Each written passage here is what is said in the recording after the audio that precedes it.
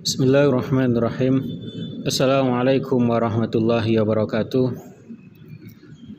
Alhamdulillah, hari ini kita akan membahas hadis tentang rukun Islam. Langsung saja saya bacakan hadisnya. Bismillahirrahmanirrahim. An Abi Abdurrahman Abdullah bin Umar ibn al-Khattab radhiyallahu anhuma qala Sami'tu Rasulullah sallallahu alaihi wasallam yaqul Buniyal Islamu ala khamsin syahadatu alla ilaha illallah wa anna Muhammadar Rasulullah wa iqamus shalah wa ita'uz zakah wa hajjul baiti wa shaumu Ramadan rawahut Tirmidzi wa Muslim. Yang artinya diriwayatkan dari Abu Abdurrahman Abdullah bin Umar bin Khattab. Abdullah bin Umar bin Khattab. Dia berkata, aku mendengar bahwasanya Rasulullah Shallallahu Alaihi Wasallam bersabda, Islam dibangun di atas 5 perkara. Bunyal Islamu ala khamsin. Yang pertama apa? Syahadatu alla ilaha illallah wa anna Muhammadar Rasulullah. Bersaksi bahwa tiada ilah yang berhak disembah, yang berhak diibadahi selain Allah, dan bahwasanya Nabi Muhammad adalah utusan Allah. Itu yang pertama. Yang kedua, wa iqamus shalah, mendirikan sholat. Yang ketiga, wa ita'uz zakah, menunaikan zakat. Yang keempat, wa hajjul baiti, haji ke Baitullah. Dan yang kelima, wa shaumu Ramadan, puasa Ramadan. Teman-teman sekalian, penjelasan hadisnya adalah bahwa hadis ini cukup pendek namun sangat menarik. Yang haruslah kita ketahui bahwasanya Rasulullah bersabda, bunyal Islamu, Islam dibangun. Jadi Islam itu berdiri, Islam itu tegak ala khamsin, atas 5 perkara. Yang membangun siapa? Yang membangun adalah Allah. Subjek tidak disebutkan karena sudah lazim kita ketahui. Hal ini sama sebagaimana firman Allah yang terdapat dalam Quran surat An-Nisa ayat 28. A'udzubillahi minasyaitonirrajim. Wa khuliqal insanu dha'ifa.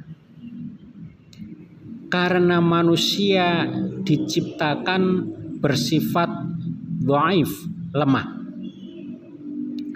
Subjek di dalam ayat ini juga tidak disebutkan.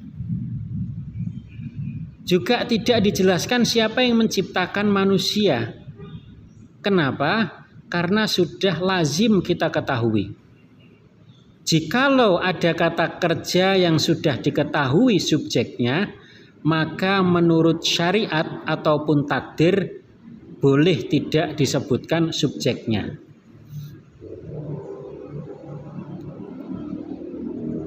Kita lanjutkan. Di atas 5 perkara, di atas 5 rukun. Ketika kita masih kecil atau ketika anak-anak kita belajar rukun Islam lah, inilah rukun Islam. Yang pertama yakni syahadah alla ilaha illallah wa anna Muhammadar Rasulullah, bersaksi bahwa tiada Tuhan yang berhak disembah.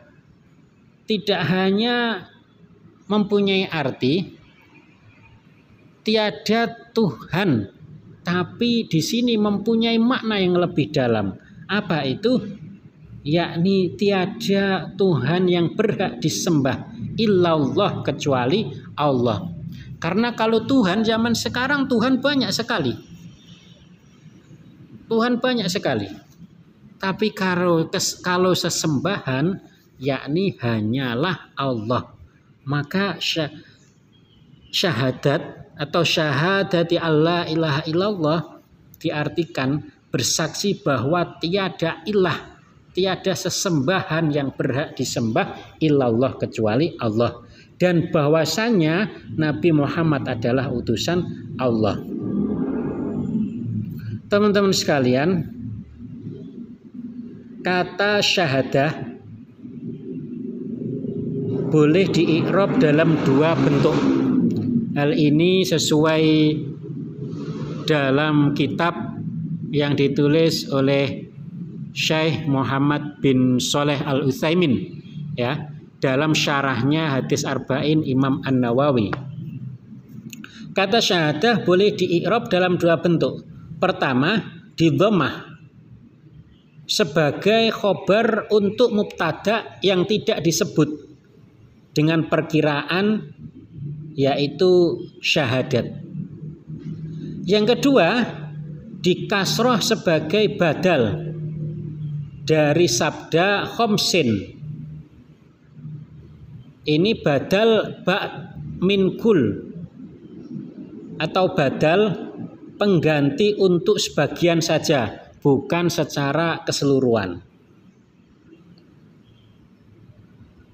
Nah, dua kalimat syahadat ini bersaksi bahwasanya tiada Tuhan selain Allah dan bersaksi bahwasanya Nabi Muhammad adalah utusan Allah, sebagaimana yang sering kita ketahui, sering kita dengar, bahwa kita meyakini dan kita menyaksikan, kita meyakini dalam hati, kita ucapkan lewat lisan, kita implementasikan melalui perbuatan.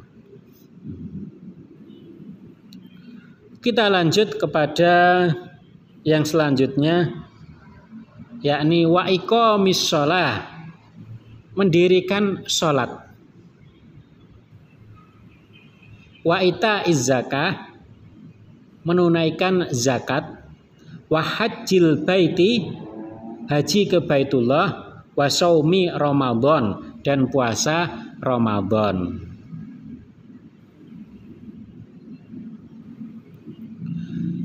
Teman-teman sekalian, kita tentu tahu makna-makna dari kalimat-kalimat yang telah disebutkan tadi. Yang pertama yakni mendirikan sholat. Mendirikan sholat merupakan amalan diri yang mencakup perkataan, juga meliputi perbuatan.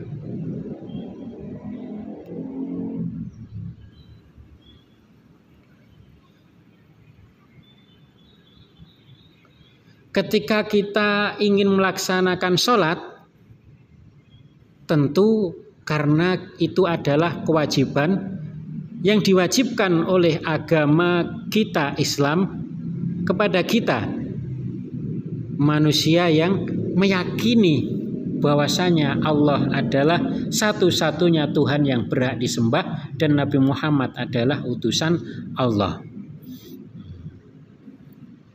Dan hal ini kita tahu bahwa sholat merupakan suatu kewajiban yang tidak boleh ditinggalkan. Yang tentunya sholat 5 waktu, yang menjadi salah satu pondasi dari bunyal Islam. Nah, kalau kita mengaku umat Islam, tentu kita sholat. Kalau kita mengaku umatnya Nabi Muhammad, tentu kita sholat. Kalau kita mengaku kita beriman kepada Allah, tentu kita melaksanakan sholat. Yang selanjutnya yakni menunaikan zakat.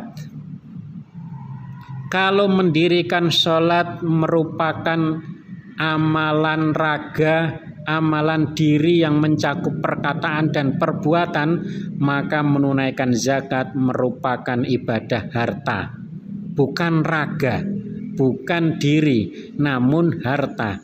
Menyerahkan zakat kepada fakir, miskin, kepada orang yang membutuhkan, sesuai dengan takaran zakat yang telah ditentukan.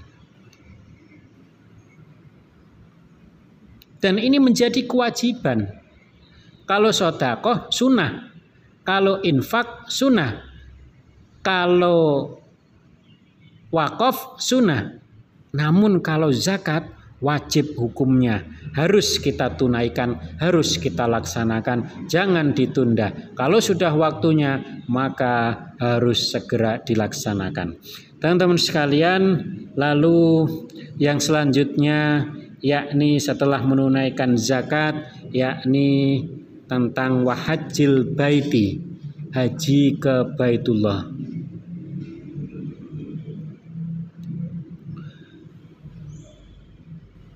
Sebagaimana kita ketahui, dalam hadis ini yang disebut pertama adalah wahajjil baiti. Namun yang sering kita hafalkan adalah sauma Ramadan atau puasa di bulan Ramadan, baru melaksanakan haji. Nah, maka di sini kita membahas bagaimana yang sering kali kita ketahui, yakni puasa Ramadan. Puasa Ramadan merupakan ibadah raga. Ibadah raga dalam jenis yang lain, yang berbeda dengan sholat, berbeda juga dengan zakat. Kalau ibadah sholat merupakan ibadah raga, namun berupa perbuatan. Sementara ibadah puasa merupakan ibadah raga, namun berupa menahan diri dan meninggalkan hal-hal yang bisa membatalkan puasa.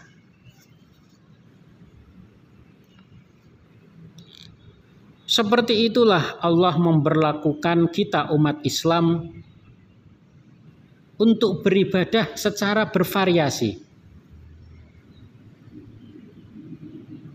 Sebab manusia pada umumnya, sebagaimana yang kita ketahui, mudah melakukan perbuatan atau melaksanakan sesuatu, namun sulit untuk menahan diri dari hal yang lainnya. Kadang-kadang juga mudah untuk menahan diri dari sesuatu, namun mudah melakukan hal-hal yang lainnya. Nah, sebagaimana itulah ibadah-ibadah yang diberlakukan secara variatif untuk menyempurnakan ujian kita sebagai hamba Allah. Namun anehnya terkadang ada orang yang sholat namun tidak puasa. Juga tidak sedikit yang melaksanakan puasa tapi tidak sholat. Sama dengan ketika puasa selama 1 bulan penuh puasa Ramadan, dia tidak ikut melaksanakan puasa, tapi pada waktu hari raya ikut merayakannya. Nah, ini yang agak sedikit aneh. Lalu yang kelima, pembahasan kita adalah haji ke Baitullah. Haji ke Baitullah sebagaimana yang kita tahu, man istata'a minkum ilaihi sabila, untuk orang yang mampu melaksanakan. Mampu dalam hal ini adalah mampu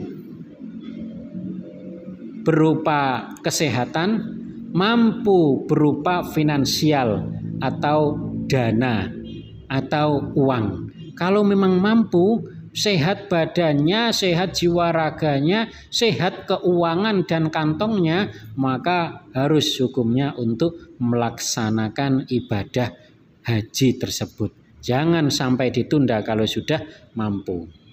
Karena ini termasuk rukun Islam yang harus kita laksanakan sebagaimana tuntunan, sebagaimana perintah dari Allah dan juga dari Rasulullah Muhammad SAW. Demikian sedikit yang bisa kami sampaikan pada hadis tentang rukun Islam pada kesempatan hari ini.